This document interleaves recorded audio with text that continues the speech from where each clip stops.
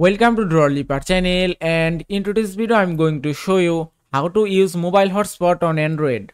Now the first thing you have to do is go to your settings app. From here go to connections. From here tap on mobile hotspot and tethering. Then tap on mobile hotspot. Now just tap here to enable mobile hotspot. Now to enable mobile hotspot, first you have to turn off your Wi-Fi. Then just tap on turn off. And it's done. Now you can see in my phone mobile hotspot is enabled. Also, if you want to configure your mobile hotspot, you have to tap here. Now from here you can change your mobile hotspot network name. Also from here you can change your mobile hotspot password. Also from here you can select hotspot band. You can select 2.4 GHz or 5 GHz as you like, and then tap on save, and it's done.